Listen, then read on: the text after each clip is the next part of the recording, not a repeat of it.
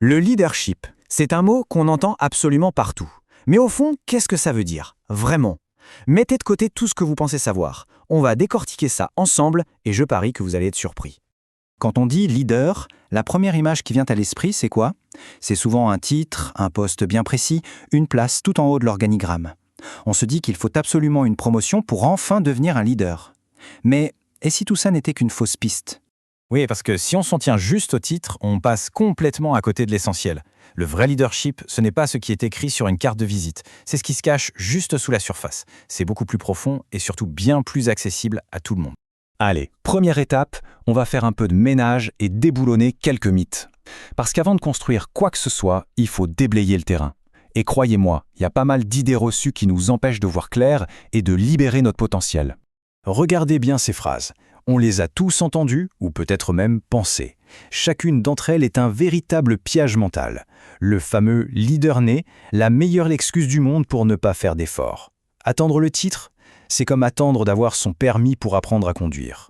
On attend, et pendant ce temps, on stagne complètement. Alors, c'est quoi la clé? Eh bien, la voilà. Oublions les titres, les postes, l'ancienneté. La seule, l'unique mesure du leadership, c'est l'influence. Rien de plus et rien de moins. Si personne ne nous suit, on ne dirige personne. C'est aussi simple et aussi incroyablement puissant que ça. D'ailleurs, John C. Maxwell le résume à la perfection. Celui qui pense diriger et que personne ne suit ne fait que se promener. C'est brillant, non? On peut avoir le plus beau titre du monde sur sa porte. Si on est tout seul derrière, on est juste en balade. Le leadership, ce n'est pas une position, c'est avant tout une relation. D'accord, mais alors comment on fait pour la développer, cette fameuse influence? Ce n'est pas de la magie, rassurez-vous. Il existe une méthode, une sorte de feuille de route. Les 5 niveaux du leadership. Pensez-y comme à un escalier, une progression. Prêt pour l'ascension? On commence par le commencement, la base. Les 2 premiers niveaux, ce sont les fondations de notre édifice. Et sans des fondations solides, vous le savez, tout le reste risque de s'écrouler. Alors voyons comment on coule cette première dalle. On commence tout en bas. Au niveau 1, la position. C'est le niveau de base, celui qu'on obtient avec un titre. Ici, les gens suivent parce que, ils sont obligés. Ils font leur travail et c'est tout. On n'est pas là pour l'enthousiasme, juste pour le salaire à la fin du mois. C'est, disons, le service minimum du leadership.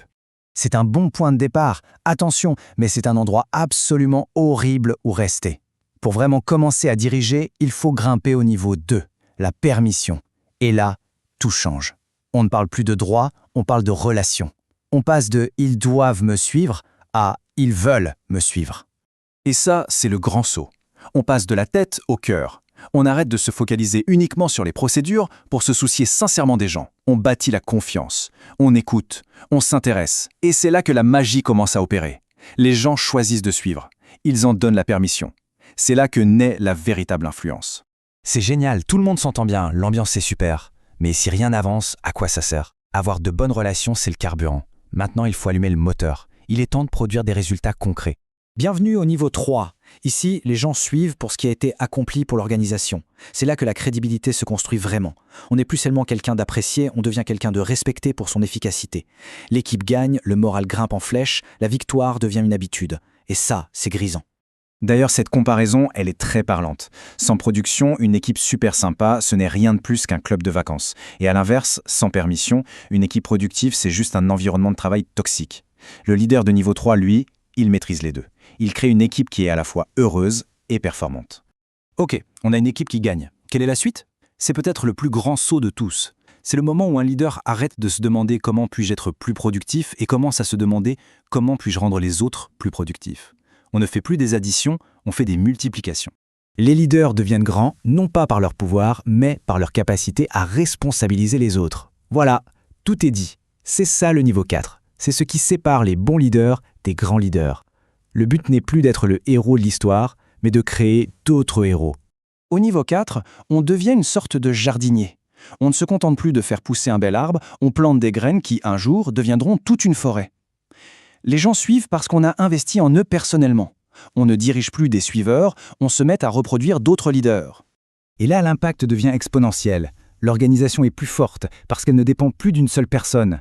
On crée une loyauté qui va bien au-delà du contrat de travail, parce qu'on a aidé les gens à grandir, à s'épanouir. C'est comme ça qu'on construit un héritage qui nous survivra. Et nous voilà arrivés tout en haut, au sommet de la montagne. Le niveau 5. Un niveau qui est rare, qu'on ne peut pas atteindre par la force ou la stratégie, mais seulement par une vie de service et de respect. Au niveau 5, les gens ne suivent plus pour ce qu'on fait, mais pour qui on est et pour ce qu'on représente. Ce n'est plus une question de compétence ou de résultat, c'est une question de caractère. C'est le fruit de toute une vie. L'influence dépasse largement le cadre du travail. Elle devient une véritable source d'inspiration. Alors au final, la vraie question n'est pas de savoir si l'on est un leader ou non. La vraie question, c'est à quel niveau on se situe aujourd'hui, que ce soit avec son équipe, sa famille ou même ses amis. Parce que comprendre où l'on en est, c'est la toute première étape pour savoir quel est le prochain pas à franchir. Car le leadership, ce n'est pas un titre qu'on obtient, c'est un voyage qui dure toute une vie.